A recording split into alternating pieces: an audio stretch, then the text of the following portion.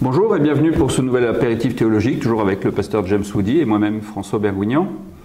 Comme vous le saviez sûrement, lundi dernier, il y avait un alignement de deux étoiles bien particulières, Saturne et Vénus. Elles se retrouvaient côte à côte dans le ciel et c'est un événement céleste qui n'est pas arrivé depuis plus de 1000 ans. Enfin, si je peux me permettre, deux points sont toujours alignés. Oui, mais côte à côte. Sont toujours côte à côte. Elles pouvaient se confondre, elles pouvaient se confondre l'une et l'autre. Et du coup, cela nous a fait penser à l'étoile du berger, cette fameuse étoile du berger. Que voient les mages. Que voient les mages et qui a conduit les mages vers Bethléem. Ouais. Que pensez-vous de cette étoile, donc, que l'on trouve dans les évangiles? Alors, à mon avis, l'étoile que voient les mages et qui les conduit jusqu'à cet enfant qui est dans la mangeoire n'est ni Saturne, ni Pluton, ni Vénus, ni la Lune, ni le Soleil, ni l'étoile du berger. À mon avis, ça fait plutôt référence à une prophétie que l'on trouve dans la Bible hébraïque, dans le livre des Nombres, quand on demande à Balaam de faire des prophéties contre Israël. Et puis, comme c'est un homme de Dieu, en fait, il va délivrer un oracle qui est un oracle divin qui ne va pas du tout être contre Israël. Et je vous le lis, c'est dans le livre des Nombres au chapitre 24, ce sont les versets 16 et 17. Oracle de celui qui entend les paroles de Dieu, de celui qui connaît les desseins du Très-Haut, de celui qui voit la vision du Shaddai, de celui qui se prosterne et dont les yeux s'ouvrent. Et attention, c'est maintenant que ça se passe. Je le vois, mais non maintenant. Je le contemple, mais non de près. Un astre sort de Jacob, un sceptre s'élève d'Israël.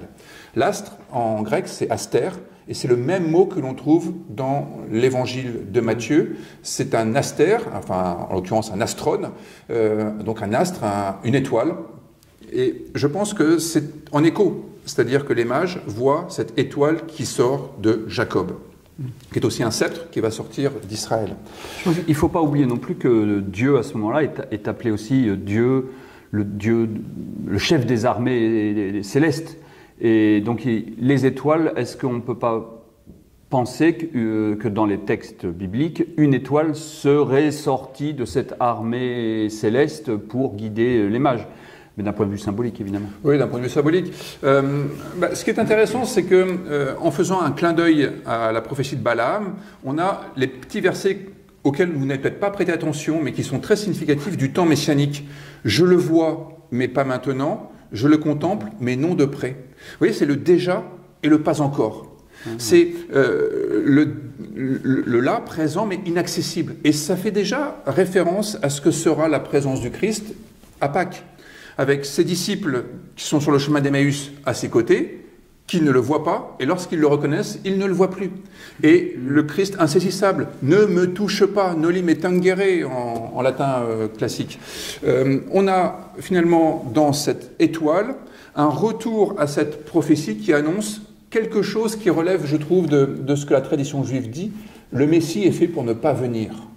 Au sens où il ne peut pas être complètement là, parce que il y a en fait cette arrivée vers nous qui nous attire vers lui. Il y a quelque chose de paradoxal. Ouais.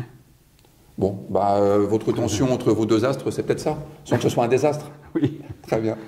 À demain pour de nouvelles aventures. À demain. Et beau réveillon. Beau réveillon, oui.